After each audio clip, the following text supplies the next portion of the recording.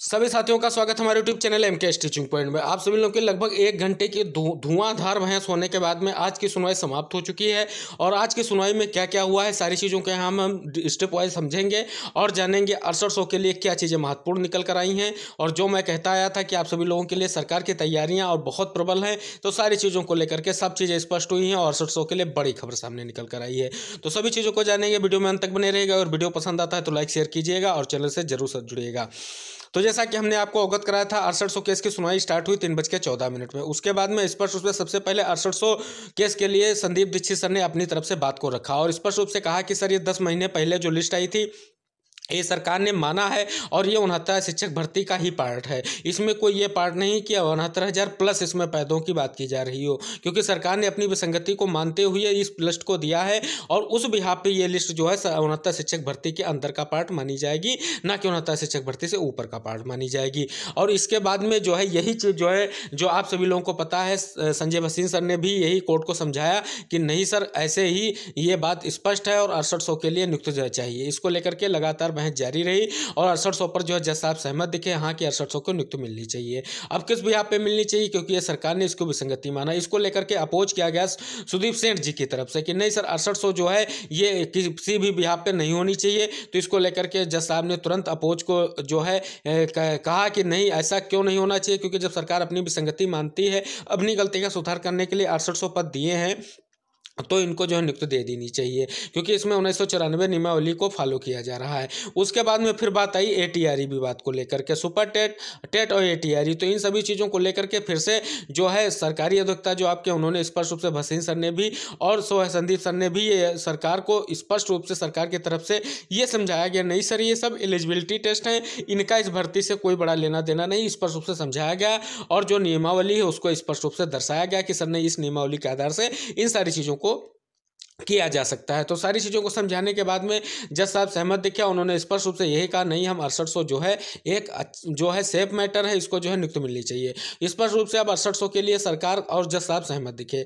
उसके बाद में आगे जब मामला बढ़ा तो स्पष्ट रूप से पहली बात सुना गया जो है सुदीप सेठ जी को, फिर से सुना गया और इसके लिए जो बीच में जो है ज्योति सिका मैम को सुना गया और उनसे स्पष्ट रूप से उन्होंने सबसे पहले वही जो है रिट उठा ली, अमेंडमेंट उठा लिया जो विजय ने डाला था 6800 लिस्ट को रद्द कराने को लेकर के, जिसको लेकर के बीच में भी पहले बहस की गई थी मैम के द्वारा।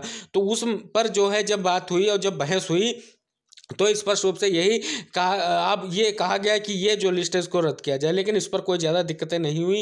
लेकिन सबसे बड़ी बात यही रही कि जो आज की बात की सुनवाई की जाए तो जनरल अपनी तरफ से भागता नजर आया, जो बहुत धुआंधार प्रयास कर रहा था एटीआरए पर घेरेंगे और 6800 रद्द कराएंगे, उसके तरफ से जो अधिवक्ता थे उन्होंने कहा सर आज हम तैयार नहीं, हम अगली जो है सुनवाई में अपनी बातों को रखेंगे। तो स्पष्ट रूप से उसको सुना नहीं गया। फिर मामला पास ओवर हुआ रॉबिन सिंह की याचिका पर और रॉबिन सिंह की याचिका और जो था उसको पास ओवर हुआ भारतीय पटेल की याचिका पर। भारतीय पटेल की याचिका पर सुदीप सर बोले और उन्होंने कहा सर 69 शिक्षक भर्ती की वही बात तलापी कि 68 जो है 69 शिक्षक भर्ती का अगर पार्ट है तो इसमें जो गलत चयनित उनको निकाल करके जो है इनको न्याय दिया जाना चाहिए। ऐसे अगर ये किया जाता है तो 69 शिक्षक भर्ती के ऊपर ये पद माने जाएंगे।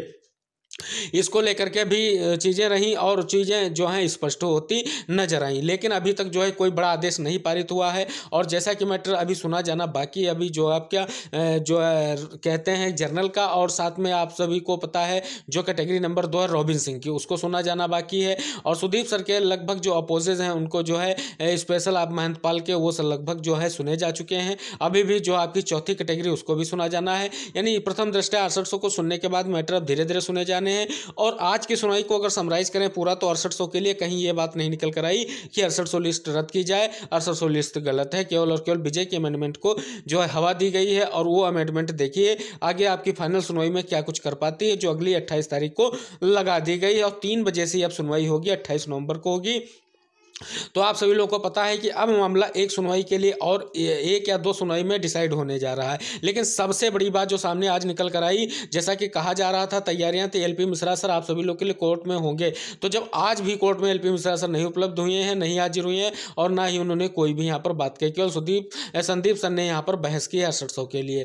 तो आप सभी लोगों को पता है कि ये जो बहुत बड़ी बात है, क्योंकि इतना बड़ा मैटर है और आपके अपोजिट में इतने बड़े वकील हायर किए गए हैं और आप अपने एक वकील के सहारे जा रहे हैं। अगर संदीप सर ना होते तो आज मैटर में क्या हो सकता था, आप सभी लोगों को पता है। तो अब देखने वाली बात होगी कि क्या हो सकता है आगे, इसको लेकर के लगातार प्रयास जारी रहेगा। और जो आज की सुनवाई है वो 6800 के लिए बहुत अच्छी रहेगी और जनरल के वकील भागकर खड़े हुए हैं आपकी आज की सुनवाई में। और संदीप सर की धुआंधार सुनवाई रही है और 6800 अब सेफ है, 6800 के लिए कोई दिक्कतें नहीं। अब जो 28 की तारीख की सुनवाई है उसमें देखते हैं क्या होता है, क्या आप सभी लोगों के लिए क्या चीज़ें निकल कर आती हैं। और जो सुनवाई से संबंधित कुछ अन्य अपडेट हैं जो कोर्ट ऑर्डर आने पर हम आपके साथ डिस्कस करेंगे, और कुछ महत्वपूर्ण चीज़ें और हैं उनको भी हम अगले वीडियो में ही डिस्कस करेंगे। इसके लिए चैनल को जरूर सब्सक्राइब कीजिएगा और बेल आइकन प्रेस कर लीजिएगा, जिससे आप सभी लोगों को महत्वपूर्ण अपडेट मिलते रहे। तो चलिए मिलते हैं अगली अपडेट के साथ, तब तक के लिए टेक केयर, बाय बाय, जय हिंद साथियों।